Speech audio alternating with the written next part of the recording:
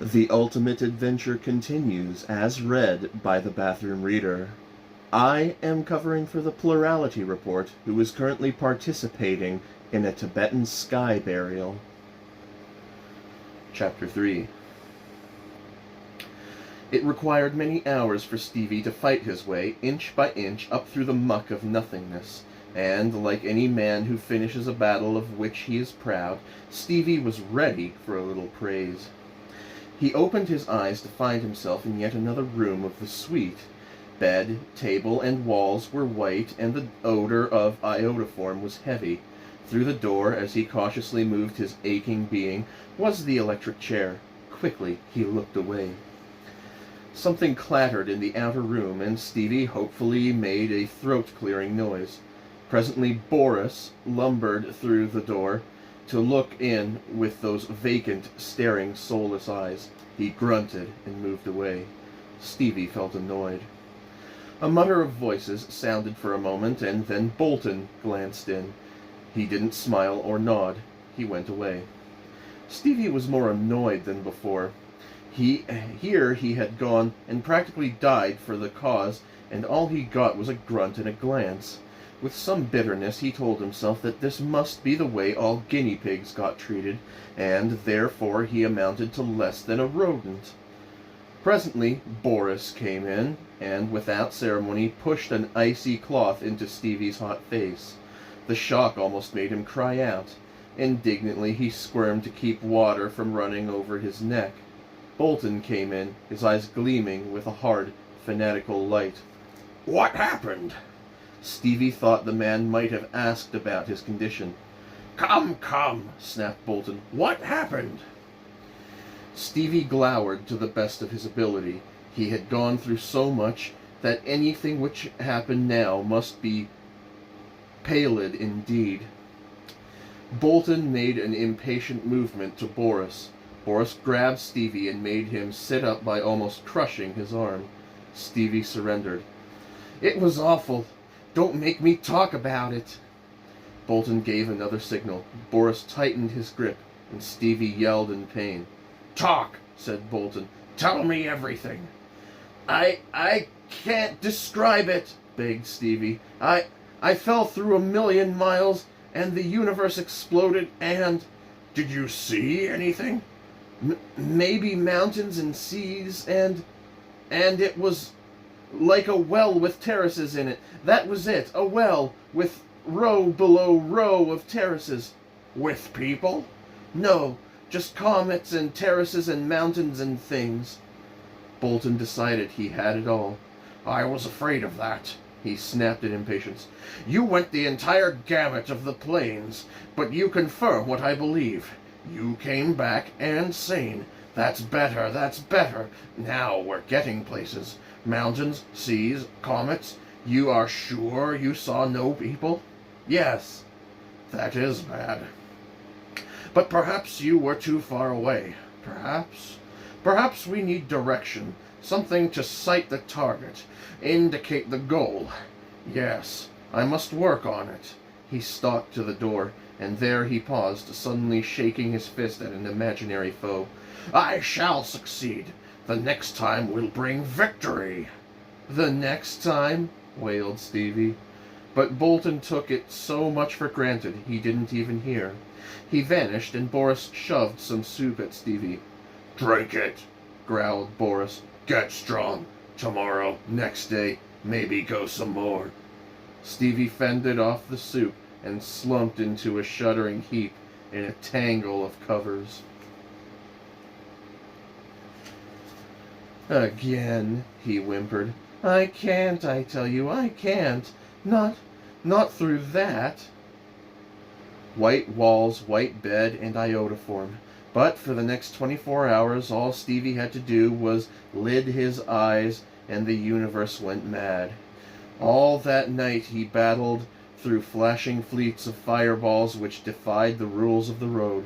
He wanted badly to beg for a light, but treatment and attitude sealed his lips.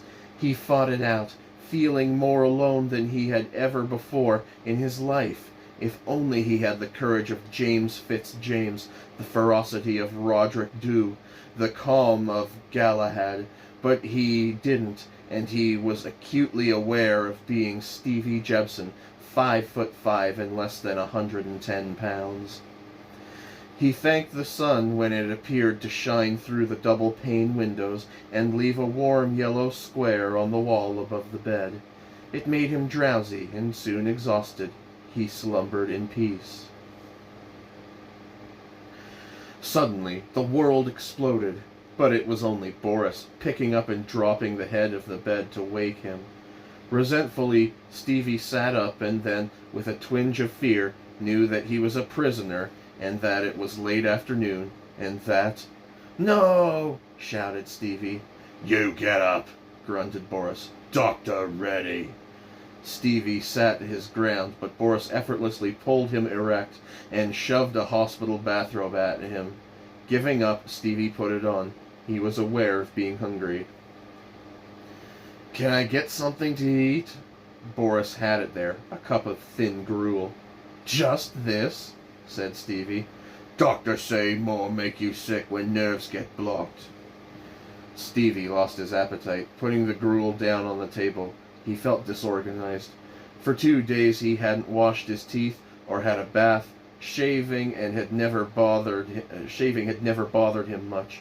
He sat still, bemoaning the ill fate and hunger which had driven him to accept that first breakfast.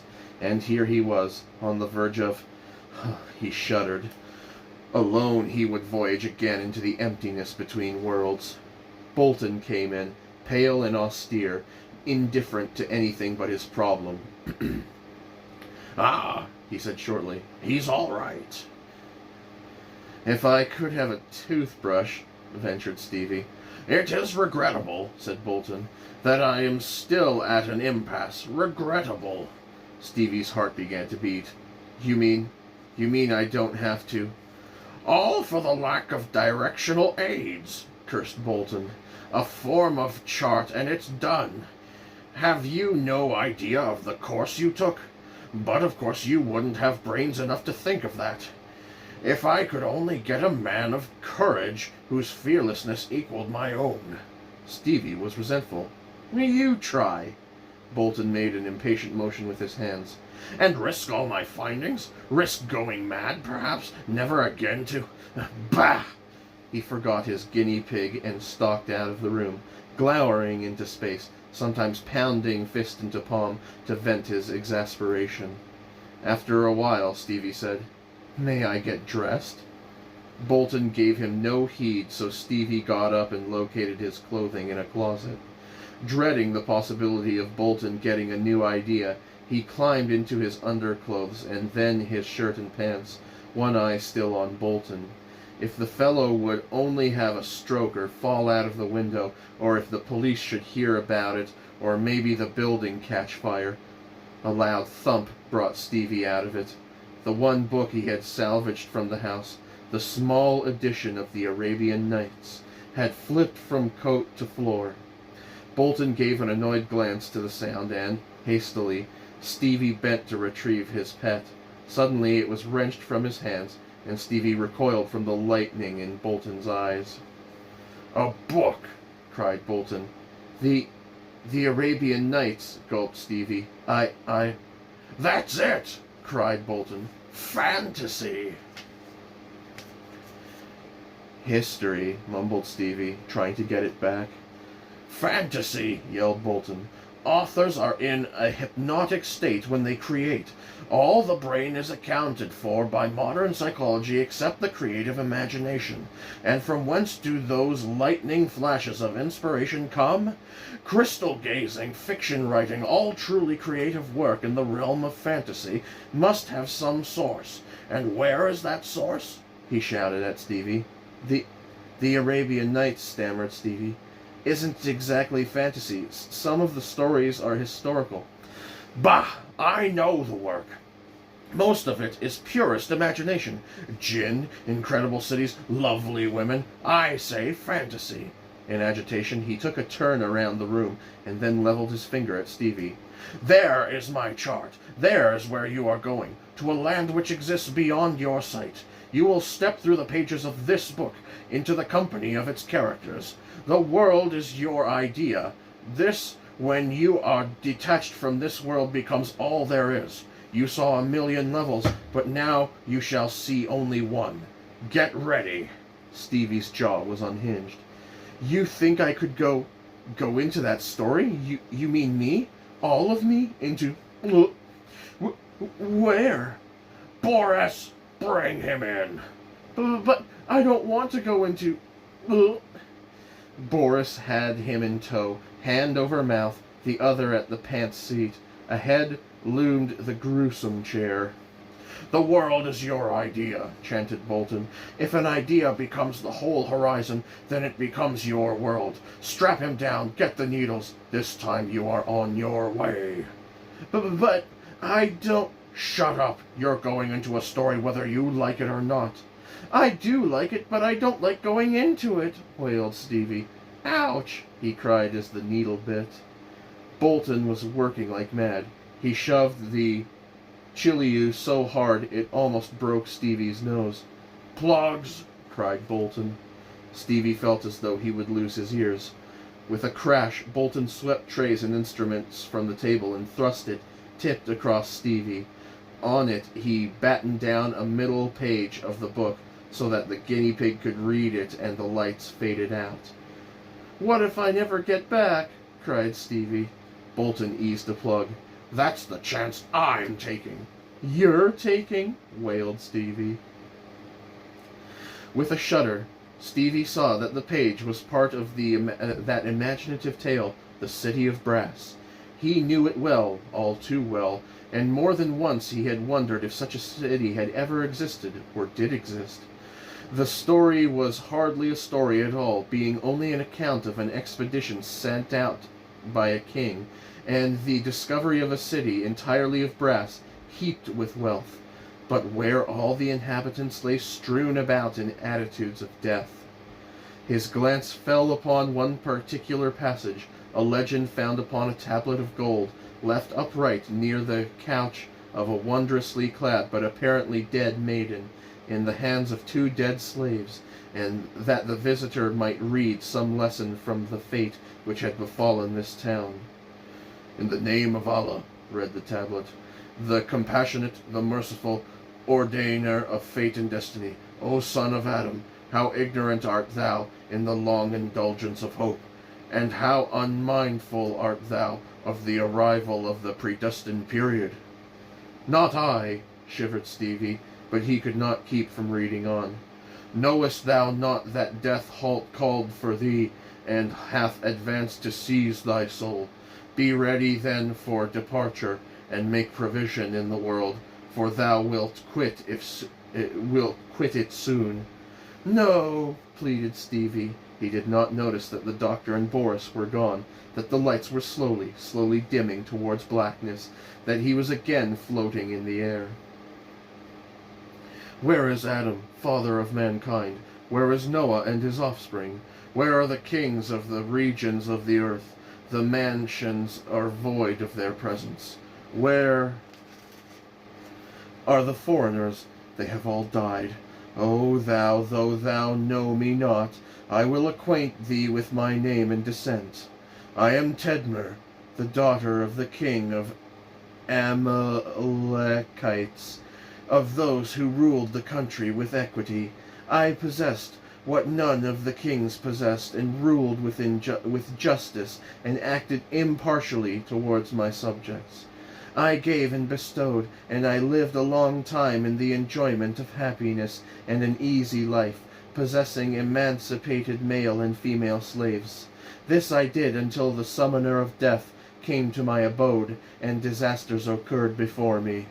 "Doctor!" cried Stevie as he saw the light was fading.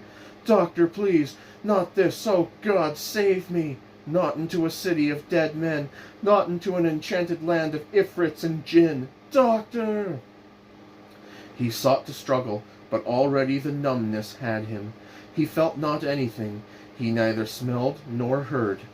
and his last sentence, his precious sight, was becoming useless as the light died down. The savage grips of terror had closed upon him.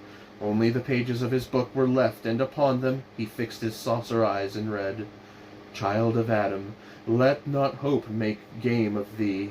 From all that thy hands have treasured, thou wilt be removed." Stevie's throat tightened, and a groan dribbled from his lips. He could barely see the last of the words quoted him from the tablet beside the dead maiden. "Whosoever arriveth at our city and entereth it, God facilitating his entrance into it, let him take of the wealth what he can, but not touch anything that is on my body, for it is the covering of my person, and the attire with which I am fitted to go forth from the world. Therefore let him fear God, and not seize aught of it, for he would destroy himself. I have caused this to be." But the light was gone, and all was dark, and somewhere afar there came a spinning sound, as though a siren started its rise into its piercing shriek. Din burst upon Stevie. A giant red wheel spun, crashing its gears. The vortex of a scarlet maelstrom yawned wide. Comets flashed. Cannon thunder and gale sent him crashing endlessly down, down, down. He wailed against it, but his frail voice was lost. He strove to pray, but screaming wind jerked the words from his blue lips. His stomach tightened. He was tumbling end over end, forever and forever, and there was only a gentle moan of wind, and sand was cool against his face. He lay very still, gripping the solidity under him with anxious fingers. Slowly the whole mad scheme came back to him, and with a sharp intake of breath he cried out within himself. He dared no real sound against those stern and silent towers before him. Towers of brass.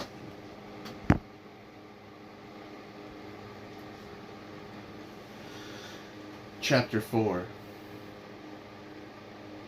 This is no more than a nightmare, Stevie told himself, sitting up and shakily rubbing his eyes. I am actually sitting in a chair, and all this is dream stuff. Right now, I am deluded into thinking that I am looking at a city while, in reality, I am examining the page of a book. None of this, he said with determination, has any reality whatsoever. So saying, he got to his feet, but for all his brave words, he discovered that his knees wobbled so badly that he could hardly stand. "The leader of the Caliph's expedition," he said, "built a means of climbing over the wall." The sound of his voice startled him. Only the wind was there to answer, and the wind was cold. Hesitantly, he began to approach the city, marveling at its hurtful brightness under the dawn sun. It must be of brass, he decided. Walls, gates, towers, brass. He walked forward toward the near wall, and as he came close, he saw what he had expected to find. A great ladder leading up to the battlements as built by the visiting Emir Musha. Stevie felt very small as he stood at its base. He tested it with a tentative hand, but could find no quiver in it. He put a foot upon the lower rung, and then recoiled. Through his memory shot the passage, which had to do with the fate of the Memluk who had first ascended that tower to gaze upon the city beyond. The dazzling sight had caused him to go mad and leap from the battlements down to his destruction. Stevie backed up. The expedition had found some keys on the inside of the gate after one that managed to enter. Who knew but what the main gates were still open?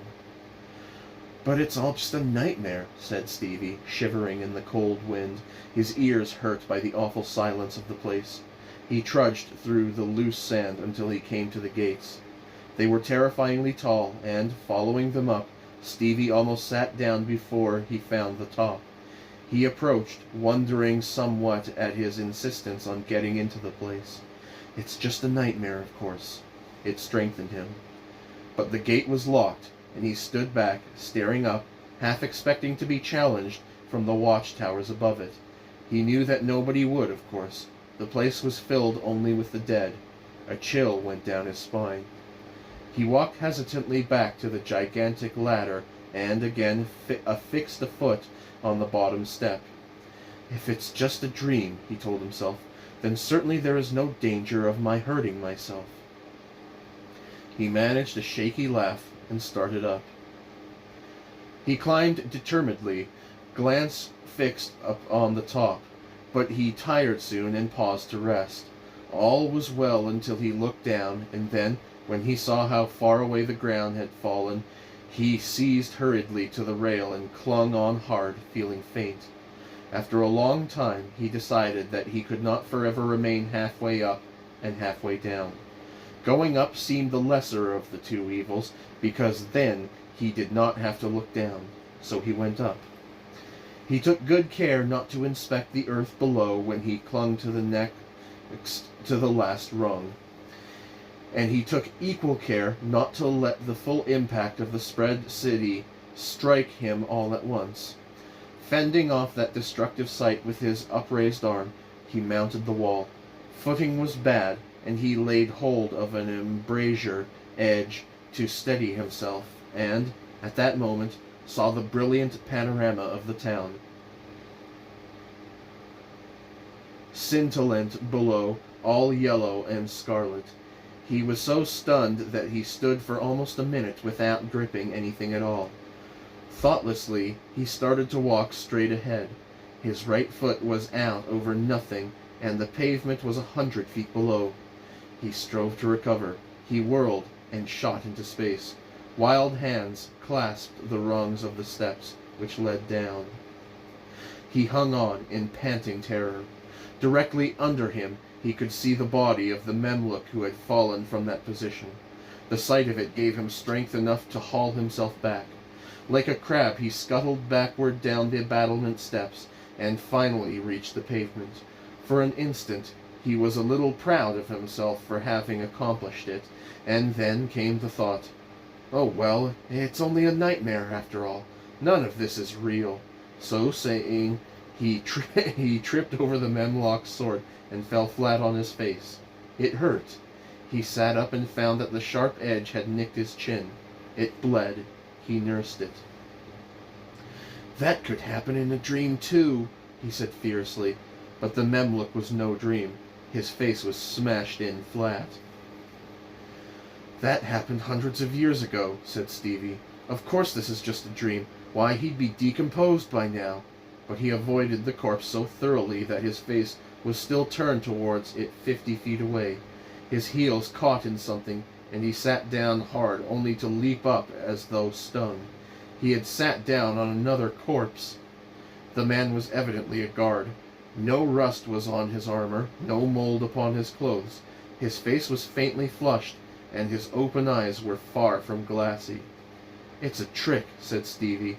"It's a trick of a dream." He took out his watch, after the fashion of Sherlock Holmes, and held the metal back close to the guard's lips. Stevie almost died. There was a slight fog on that metal. Hastily he scrambled up and sped on his way. He hardly knew when he entered the thoroughfare, which started with the gate and ended with a great palace, but when he did, he saw he was flanked by the tall yellow towers which sparkled in the sun. They went dizzily up into the acutely blue sky, and high, high up, Stevie saw that the body of a man draped over the edge of a small balcony. He looked quickly down and saw with a start that the entrance to the tower was almost choked with bodies. He could see a section of winding stairs inside the door, and that too was carpeted with burnoosed corpses. Stevie hastened on, but every time he saw a body and looked swiftly away, it was only to encounter two more. Men were everywhere, sprawled in the attitudes of death. Here and there they were more thickly piled, especially in the street of foodstuffs. Eyes, eyes, eyes, all staring at Stevie, with never a wink. He increased his pace until he was almost running. Why had he come into this accursed place? Dream or no dream, it was the stuff of which madness was made. "And it is a dream," cried Stevie to himself, pushing against the solid pave with a testing foot. "In a moment it will all dissolve.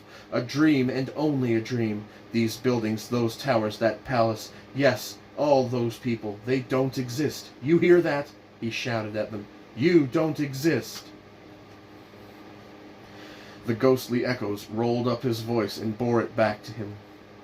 He shuddered and wondered at the courage which had let him utter those words. The hundreds and hundreds of bodies everywhere looked intently and unseeingly at him. Some were holding cloth in their hands. Here a man had been buying shoes. There a soldier was propped against his crumpled horse. Here a woman, surrounded by servants, lay in the center of the market, her veil askew, the donkey she had ridden lying with head pillowed against her hip. Merchants, doctors, peddlers, police, and yes, there was a thief with the wallet of a man, but half withdrawn from the victim's pocket. Stevie stopped before he realized what he was doing, and pushed the wallet back into the victim's pocket, and shoved the thief's hand away. Contact with that cool flesh brought him up with a start. "They're dead," he gagged, but they're looking at me. They're dead, but they aren't dead." And suddenly he was running as fast as he could go, running blindly with terror. He did not see where he was going. His speeding feet raced up a long flight of steps. Guards in shining brass helmets were crumpled upon their spears, and Stevie leaped the barrier. He could not check himself. He had entered the palace, and, just before him, too near for him to avoid it, spread a large lake. He caught his breath and dived. The shock hurt. He sat up, rubbing his bruised face. The floor was so perfectly fashioned from glass that it was a perfect mirror, throwing his scared white face back up to him from between his legs. His own image steadied him. He laughed and felt foolish. Swallowing his heart, he got to his knees. Over at the side he saw a chamberlain in brocaded robes, head pillowed upon his arm as though he slept, a big silver ewer forgotten beside him. Stevie began to orient himself. He realized that this palace must have several entrances because, according to the Emir Musha's report, there were treasure rooms before one got here to the glass floor. Yes, he recalled all of it now, and recalling it, he wondered that he should have to recall anything. If this were a dream, it would all be plain to him. "But it is a dream, of course," said Stevie. He still wouldn't trust this floor, and so, on hands and knees, advanced to the next door. In this room he saw weapons of war, helmets, shields, spears, and bows, all strewn about in disarray. "He might have cleaned up the mess he made," complained Stevie of the Emir Musha. He went to another door and saw that the room was filled with figures of birds in red gold and white silver. He knew he was looking for something, but couldn't quite admit what it was. He moved on to find another room, where great silver chests were standing open, emitting a glare of light which exuded from their precious stones. "Musha couldn't carry much of it," said Stevie, somehow thankful about it. He picked up 3 diamonds the size of his thumbnail and put them into his pocket. His hand contacted a pocket knife, and he was somewhat amazed to find that he seemed to retain all the things which had been in his pockets the day he had left his aunt's house. He checked over their contents and found a handkerchief, toothbrush, a razor, a box of matches, and a fountain pen he had always favored, as well as his watch. Funny that these things should stay with him. He went on, glancing into other rooms. Here and there were tablets upon the wall, and he was somewhat astonished to find that he could read them. Never before he had suspected himself of having knowledge of Arabic, but now these things were in English, or perhaps he merely thought they were in English. It puzzled him. Before he could realize where he had gone, he stood in the room of the Queen Tedmer. He caught his breath sharply. A shaft of sunlight fell upon her exquisite face. Her mouth was open in a faint smile, and she seemed to be regarding him with welcome. Stevie smiled back and almost spoke. Hurriedly, he recalled that she was dead, and backed a step. But he could not take his eyes from her. Indeed, she seemed to be smiling at him, and again he almost smiled back. No one else in the city had had an expression of welcome. The girl herself was enough to hold that interest of any man. Stevie was not schooled enough in such matters to take more than the general effect into account, but he knew that only one description in the tale of the porter and the young girls could come close to fitting her. She was a child, having a slim and gracious body, the very model of what a young girl should be, not only for her exquisite face, not only for her beauty and her air of breeding, but also for the perfection of her waist and carriage. Her brow was as white as the first ray fallen from the new moon. Her eyes were the eyes of a gazelle, and her brows above them were as the crescent moons of Ramadan. Her cheeks were anemones, her mouth the scarlet seal of Suleiman, her face pale as the full moon when she first rises above the grasses. As for her young, pliant body, it lay beneath her robe like some precious love letter in a silken case. Stevie felt drunk.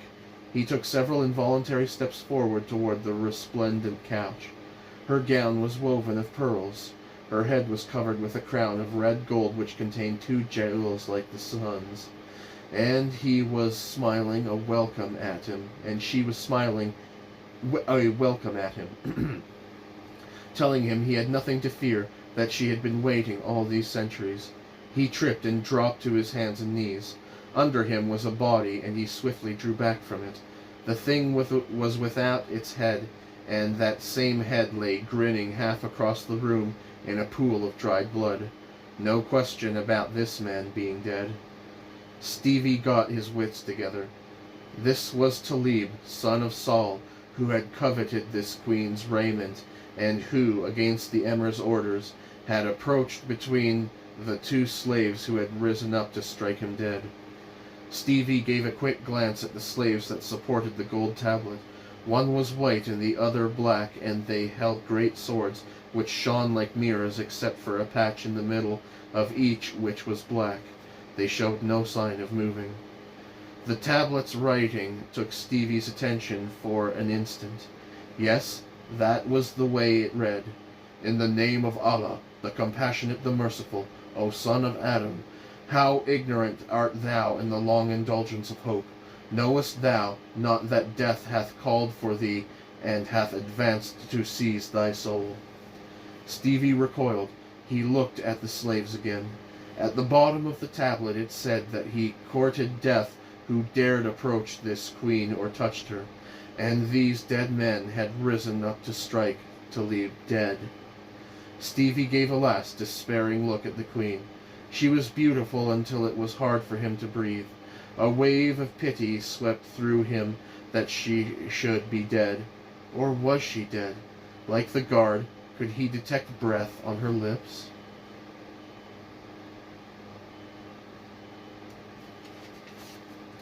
He decided not to try when he glanced again at Talib. Mournfully he went out of the door and was sunk so deep in the strangeness of what he had seen that he was almost tricked again into thinking the glass floor a lake. He wandered then through the town, sprawled bodies everywhere about him, feeling dismal and alone, and hearing only the wind as it moaned past the towers. It had grown warmer now that the sun was well up, and he was thirsty. Diffidently he stepped over the bodies about a fountain and washed his face and hands in the cool water. A great oppression was upon him. He roamed the streets again. There were dates in a fruit seller's stall, and he ate some of them, surprised that they were still good. He went on, realizing suddenly that he was tired and looking for a place to sleep where there were no bodies. At last he found a secluded spot on a roof and lay himself down. When I wake up, he told himself, I shall be again in my own world. This is just a dream, and I shall wake up with it over. He nodded his head. Yes, that is what he would do. He slept.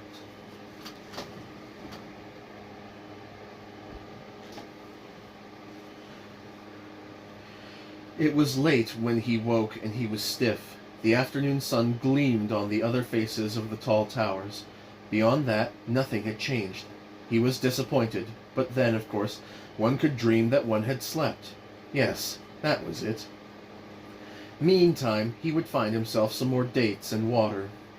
That night was one of terror for Stevie. The wind strengthened and whined through the town until he thought he could hear the dead talking. The hours dragged endlessly, and then again it was morning. Stevie was puzzled. His watch was keeping time, telling him that it at least was in its right senses. He wandered back to the palace, and again stood in the doorway of the queen's room, staring at her. A sense of weariness descended upon him. She was so beautiful, far more lovely than any picture or person he had ever seen. And she still seemed to smile a welcome at him. The slaves still crouched beside her bed, eyes vacant, limbs stony, swords in hand. Stevie went back into the town. A sense of terror began to grip him as he realized that he might never get out of this place. He had no reason to believe he would again wake up, if indeed he was actually asleep. He might roam forever through these dead-burdened streets, never again to hear a human voice. The thought made him think hard. Maybe he could walk out of here. Maybe there was another city somewhere at hand. Maybe if he climbed one of those towers he could see afar and locate a place to go where there were people, live people. He went to the foot of the tower on the right of the gate and right of the gate as he entered. He was getting used to the bodies by now, though he wondered a little to find so many in one place, just as though they had all tried to swarm up these stairs an instant before death overtook them. Stevie made his way over the tangle. The stairs were also jammed, but he picked his way and began to mount. The curving brass steps wound endlessly upward. When he came to small arrow slots, he could see the country spreading farther and farther beyond the walls. Perhaps at the top he would find what he was searching for. Up, up, up until his legs began to ache. Was the tower without a top? But it had one. A large platform like the floor of a cupola accommodated the watch, and the watch, in the form of one trooper draped over the edge of a balcony, was still on duty, though his eyes stared sightlessly inward at the side of the tower, and his arms swung slowly back and forth in the wind. Stevie inspected the place. There was a great gong of brass hanging in the center. The wooden clapper was tight against it, and there seemed no way to operate it. Stevie looked at the country around and about the city. To the north was a sea, achingly blue. To the south lay a desert, which undulated in dunes to the far horizon. Close under the walls were the untilled fields. Weariness, both from climb and disappointment, took hold of him. He looked about for another place to sit down, but there was only the rail and a long wooden bar. Stevie sat down on the bar. He mourned any possibility of ever returning to his own land. It seemed to him that he had left it years ago, and that he would be imprisoned with the dead forever in this timeless tomb. When he was rested, he got up. His eye caught a movement to his right, and he dodged so that he almost fell into the railing. The clapper of the gong was descending. The great hammer fell in a second, but to Stevie, expecting that awful impact of sound impossible to bear in this dead place, it fell an hour. He had seated himself on the lever which operated it, he knew, and was now powerless to stop it. The great gong thundered its deafening peal, swaying and waving under the impact, and sending out its long, undulating note. Stevie put his hand against it, but it was too big to stop. He felt as though it would go on quivering forever, and that some terrible happening would immediately follow upon the heels of that note. Smoke was in his nostrils, dark and acrid. Smoke was curling up from the solid floor. Smoke swelled in an ebony column all around him, and then grew as solid as teak. Stevie was staring at a big steel buckle as large as his head. He roved his eyes left and right to behold a belt. He looked down and saw two great bent knees. He looked up and saw shoulders wedged tight against the top of the cupola, and ahead, the mouth was hellfire, the horns were spiked, the eyes were as big as bucket tops, and red as flame. The awful odor of this thing struck Stevie like a blow. He knew what it was. He was in a land of madness, and this was, he shuddered until his teeth rattled, this thing was a djinn. The hands, the size of doors, hung loosely as though resting themselves an instant before they grabbed. A voice which made the gong seem but a murmur smote Stevie. "He who would strike the gong knows that he must die." Stevie could not utter a sound. "Whence came you to this place?" cried the Ifrit. "O whelp of Shaitan, thou knowest what is to befall he who would inject himself in affairs which concern him not. Hast thou anything to say before I send thee down into dust?" Stevie couldn't talk. A great hand engulfed him and swung him out toward the rail, toward a drop of 500 feet to brass pavement. "Wait!" screamed Stevie over space. "It was an accident. I sat on the lever. I did not mean to strike the gong." "Thou liest!" Stevie could look straight down 500 feet through the empty air. Desperately he clung to the Ifrit's fingers. He felt a wave of nausea sweep over him at his powerlessness. He could not keep from staring at the earth so far below, and then he saw something which, for an instant, took his mind from his plight. Down there, the men about the base of the tower were getting sluggishly to their feet. "I long knew this evil day was coming," cried the Ifrit, "but I also knew that I would give myself free hand in vengeance. He who enters this enchanted city enters only to die. He who strikes the gong is already dead. You have undone my work, robbed me of my power, and so you die." He unloosened his hand. Stevie held hard to the thumb. "Don't drop me! Don't drop me!" he wailed. The Ifrit blew a hurricane of breath at him so that he swayed like a leaf. "Don't!" cried Stevie. I'll do anything you—" Angrily, the Ifrit sought to shake him off and then brought out the other hand to pry him loose. Stevie gave one last cry and consigned himself to eternity. By this time he had expected to be halfway to the earth, but the other hand had not touched him, nor had the Ifrit blown at him again. Stevie opened his eyes. The Ifrit's stare was one of spellbound wonder. Stevie glanced at himself and then shivered. He had no legs. Still the Ifrit moved not. Stevie realized that he had no arms, and yet nothing happened. Stevie's body had vanished, and all that remained was the pallor of his face. That, too, drifted away like ebbing smoke, and the hand of the Ifrit was empty.